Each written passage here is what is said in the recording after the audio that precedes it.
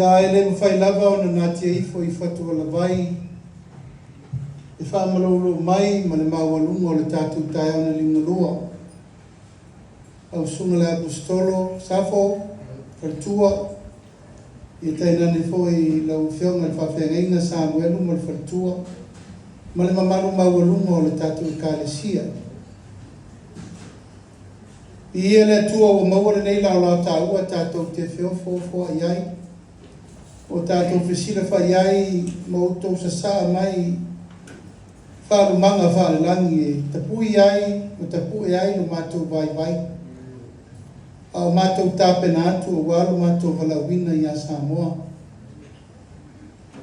Mori le mātou nganga whaaftai tele o le tau mai ia o lo ali tia whanua. O lo mātou no pia i nei ma le paia o Samoa mai tue fia o le lalulai. Samoa i Samoa nei, ia ma le paia ma le mamanu. Samoa umo lo lala. O ainga lango po mata whale fia, ma fuai whale fia. O le ainga o le whatuatua i le tua Samoa o tasi. Ua fui whatasi mai o no le whamoe o le tātou malo. O na whole nganga whawhtai, whira i whiwhia, ma le tamao le ainga. Whionga ia nae, misa i uli, pita nae, fui mono. Ina o whamoe ngā o lea ua mai ai le whina ngalo Samoa. I o mātou tangata whatawaa. E whai ai o lau whai ngā luenga. O li atu lo mātou nganga whawhtai tele. A mātou la ngona le mawhanawhana, le pai mai a lau tō talo. Whale ngama.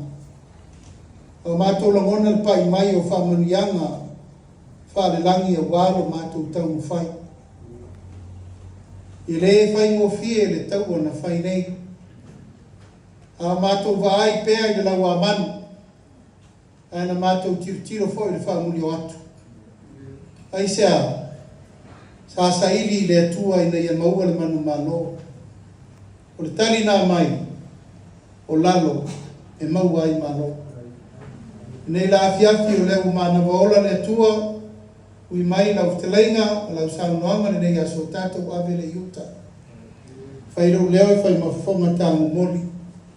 O le e atu le ainga o le whatu e tua i le tua sa mau tasi. So i whiriwhiria, o whiriwhiri mai, e sa moa i le nei pai ai.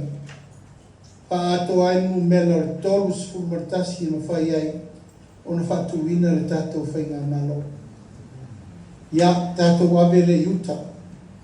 O tātou manatu, na o le atua na te silifia. Ai malamalama atu mea whale nganga i mea lantinu. O mawai atu basa wā whinauma na whai a wā whai o malo. Na atu o leu tātou sao i maumalie. O mawai fo i atu basa o whifuri tua inga ma whinauma. A o le taimi o le atua, o le taimi sili leo na while mua mo tātou uma. Whawhtai atu i ate oelo uso fui mono.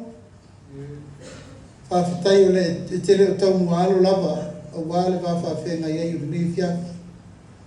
Whai oi mawhonga wale su mai o le apostolo ma le kalesia, ia a waia le alo le fwoi ma whanapi. O mawai na atu basa, le utu le meilo uso. Tātou walo fia la ia e tapena o tātou walawina mo Samoa.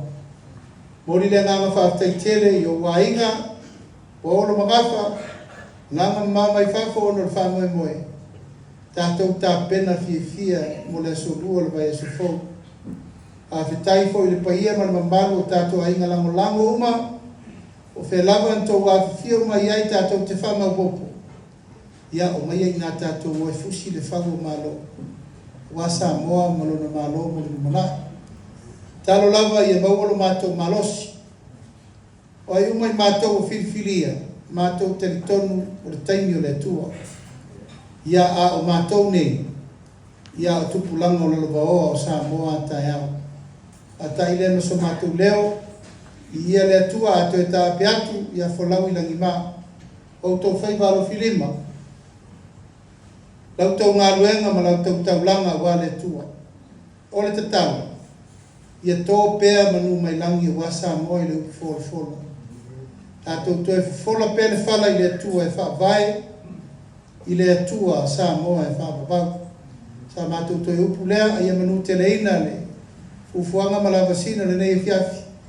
Ai ala mai tātou me tau sami, ia o na tātou tau ngā mai ai lea ma le tātou sauninga le nei tūla le fiafi. Ia manuia le tātou pō,